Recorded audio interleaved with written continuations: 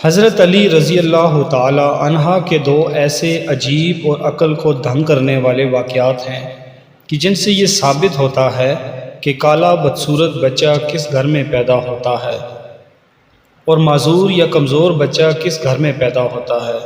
ایک دفعہ ایک شخص اپنی بیوی اور بچوں کے ہمراہ حضرت عمر رضی اللہ تعالی عنہ کی بارگاہ میں پیش ہوا۔ وہ شخص حضرت عمر رضی اللہ تعالی عنہ سے کہنے لگا، اے وقت کے خلیفہ، میرا اور میری بیوی کا رنگ سرخ ہے۔ میری بیوی نے یہ بچہ پیدا کیا ہے، اس کا رنگ کالا کیوں ہے؟ مجھے تو ایسا لگتا ہے کہ یہ میرا بچہ نہیں ہے۔ میری بیوی نے کسی کے ساتھ بدکاری کی ہے جس کی وجہ سے اس بچے کا رنگ ہم دونوں کے ساتھ نہیں ملتا۔ وہ شخص بار بار اپنی بیوی پر الزام تراشی کر رہا تھا۔ بیوی نے روتے ہوئے حضرت عمر رضی اللہ تعالی عنہ کو کہا، اے امیر المومنین، میں سچ بول رہی ہوں، میں نے کبھی بھی امانت میں خیانت نہیں کی ہے۔ یہ میرا خاوند ہے، یہ بچہ اسی کا ہے۔ میں نے ہر وقت اپنے شوہر کے ساتھ وفاداری کی ہے۔ میں نے ہمیشہ اپنے خاوند کی موجودگی اور غیر موجودگی میں اپنی عزت کا خیال رکھا ہے۔ میرا شوہر مجھ پر یقین نہیں کر رہا۔ شوہر نے کہا، اے امیر المومنین، میری بیوی جھوٹ بول رہی ہے، یہ بچہ میرا نہیں ہے، یہ بچہ کسی اور کا ہے۔ اگر یہ بچہ میرا ہوتا تو اس کا رنگ ہم دونوں جیسا ہوتا۔ اس بچے کو دیکھ کر صاف صاف ظاہر ہوتا ہے یہ بچہ میرا نہیں ہے۔ میری بیوی جھوٹ بول رہی ہے۔ بیوی مسلسل زور و قطار رو رہی تھی۔ خاوند اپنی بیوی کی ایک بات سننے کو تیار نہیں تھا۔ یہ معاملہ بہت ہی پیچیدہ تھا۔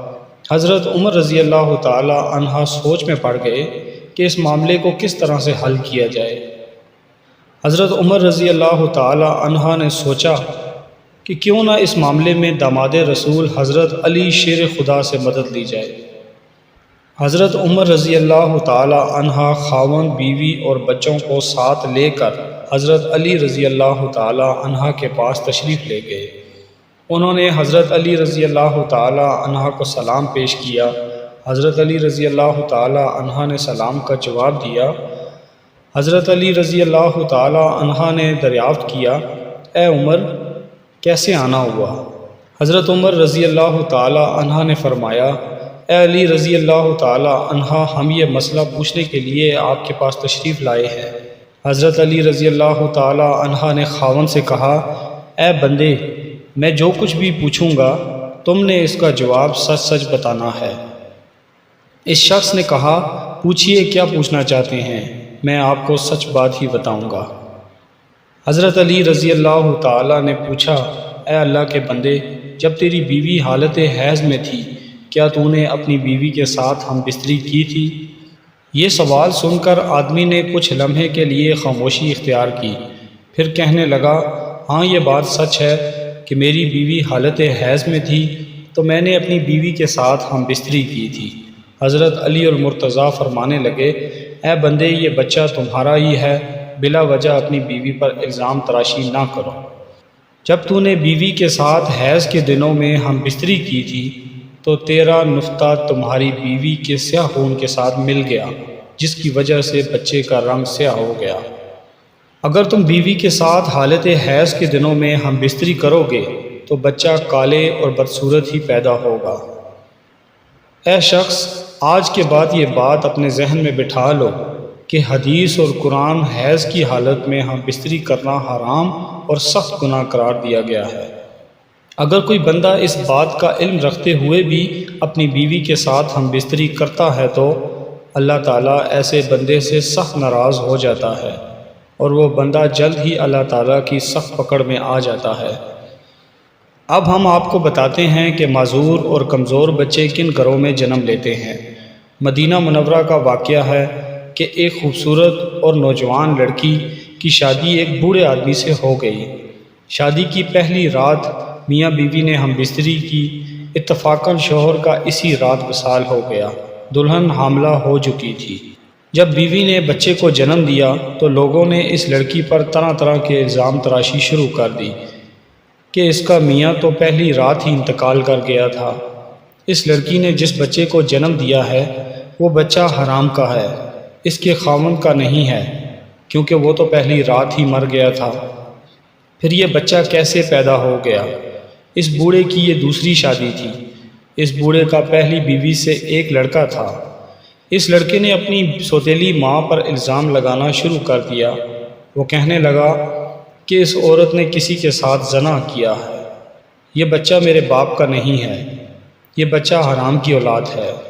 یہ الزام میں پیش سوتیلا بیٹا تھا، کیونکہ وہ چاہتا تھا کہ کسی طرح دنیا والے یہ مان لیں یہ بچہ میرے والد کا نہیں ہے، بلکہ اس عورت کی حرام کاری کا نتیجہ ہے، تاکہ والد کی ساری وراثت کا حقدار میں ہی ٹھہروں۔ کہیں یہ بچہ میرا برابر کا شریک نہ ہو جائے۔ اس وجہ سے بوڑھے کے بڑے بیٹے نے اپنی سوتیلی ماں پر الزام تراشی کی کہ میرا باپ تو شادی کی پہلی رات ہی مر گیا تھا، تو یہ بچہ کہاں سے آ گیا؟ دیکھتے ہی دیکھتے وہ بچہ 4 سال کا ہو گیا، اور چلتا چلتا یہ معاملہ بھی قاضی کی بارگاہ میں پہنچ گیا۔ بوڑھے کے بڑے بیٹے نے قاضی سے کہا، اے قاضی محترم، میرا باپ تو شادی کی پہلی رات ہی مر گیا تھا، یہ بچہ میرے باپ کا نہیں ہے۔ اس عورت سے پوچھا جائے کہ یہ بچہ کس کا ہے؟ میں اس بچے کو اپنا بھائی ماننے کو تیار نہیں ہوں۔ سوتیلا بیٹا کچھ گواہوں کو اپنے ساتھ لے کر آیا تھا۔ گواہوں نے بھی یہی گواہی دی کہ اس کا باپ تو پہلی رات ہی مر گیا تھا، یہ بچہ اس کا بھائی نہیں ہے۔ یہ بات سن کر قاضی کو یقین ہو گیا کہ یہ بچہ عورت کی بدچلنی کا نتیجہ ہے۔ چنانچہ قاضی صاحب فیصلہ کرنے ہی والے تھے کہ حضرت علی رضی اللہ تعالی عنہ نے یہ سارا واقعہ سنا، تو حضرت علی رضی اللہ تعالی عنہ نے بڑے بیٹے سے سوال کیا، اے بچے، یہ دونوں میاں بیوی کتنا عرصہ اکٹھے رہے تھے؟ اور جس بچے کو تم اپنا بھائی ماننے کو تیار نہیں ہو، وہ بچہ کہاں ہے؟ بڑے لڑکے نے جواب دیا، اے علی رضی اللہ تعالی عنہ، وہ بچہ اس وقت ہمارے پاس نہیں ہے۔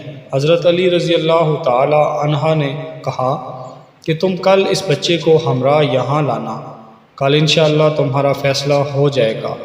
اگلے دن وہ لڑکا اپنی سوتیلی بھائی کو ساتھ لے کر آیا اور کہنے لگا، یا علی رضی اللہ تعالی عنہ، یہی وہ بچہ ہے جس کو میں اپنا بھائی تسلیم نہیں کرتا ہوں۔ حضرت علی رضی اللہ تعالی عنہ نے جب بچے کو دیکھا تو فرمانے لگے، میں ابھی آپ کا فیصلہ کر دیتا ہوں۔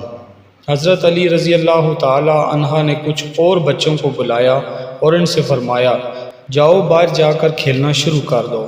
چند لمحوں میں وہ بچوں نے آپس میں کھیلنا شروع کر دیا، ایک دوسروں کے ساتھ مستیاں شروع کر دی تھی۔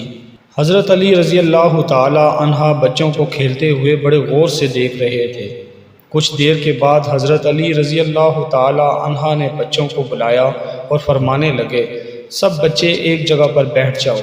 سب بچے حضرت علی رضی اللہ تعالی عنہ کے پاس آ کر بیٹھ کے اس کے بعد حضرت علی رضی اللہ تعالی عنہ نے سب بچوں کو ایک ساتھ کھڑے ہونے کا حکم دیا۔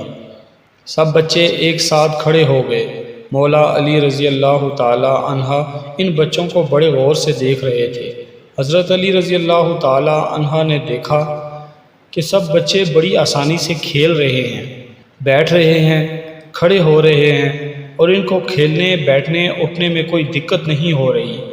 حضرت علی رضی اللہ تعالی عنہ نے دیکھا کہ جس بچے پر الزام لگایا جا رہا ہے، اس بچے کو بیٹھنے اور اٹھنے میں کافی دقت ہو رہی ہے۔